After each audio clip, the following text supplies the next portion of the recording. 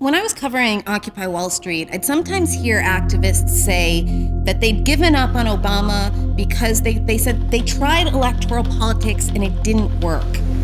These activists believe, rightly, that the flood of corporate money corroding our politics is a huge and deeply rooted problem, exacerbating our terrible economic injustices. But at the same time, they seem to believe that these problems are small and manageable enough that Obama should have been able to fix them in 3 years. Because he hasn't, some of them have given up not just on the idea that a single president can save us, which was always ludicrous, but on the belief that electoral politics can ever bring meaningful change. Such despair over the squalid compromises of governing bedevils all sorts of activists. But in recent years, it's been a particular pathology of the left. The ultimate example of this, and the one that still haunts progressives, was the yippie spectacle outside the 1968 Democratic Convention, where police rioted against countercultural kids demanding a, quote, politics of ecstasy, as if the highest aim of progressive political life was to create some sort of Burning Man. More recently, in 2000, lefty leaders who really should have known better claimed that Al Gore was no better than George W. Bush, that they were Tweedledee and Tweedledum. The debacle of the Bush years really should have cured us all of the fantasy that our maddening two-party system can just be wished away. Liberals can learn a lot about how to work within that system from the religious right.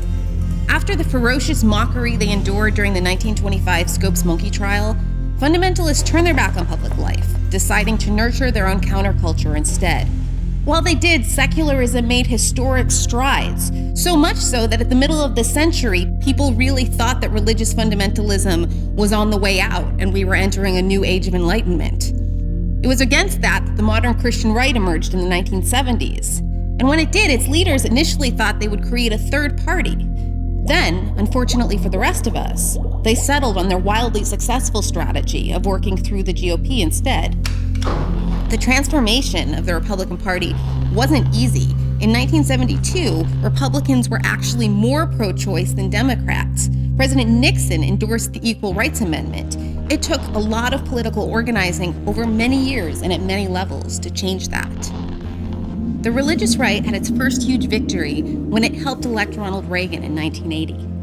Now he's been deified, but at the time, social conservatives were constantly disappointed in him. Columnist Cal Thomas griped that Reagan had surrounded himself with pragmatists who, quote, believe in government by negotiation rather than by leadership, words that echo a million liberal criticisms of Obama. Some of the founders of the Christian right even said Reagan shouldn't run for re-election. Ultimately, though, instead of abandoning Reagan, the religious right expanded its focus on grassroots politics, taking over the Republican Party precinct by precinct, town council by town council. Both Sarah Palin and Michelle Bachmann got their start as part of these efforts.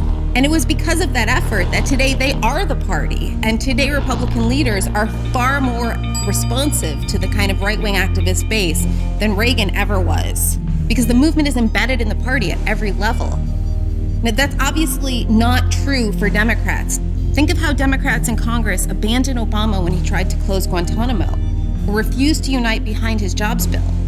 This doesn't prove that politics doesn't work. It proves that politics only works for those who stick with it and show up again and again and again, even when the ecstasy is gone.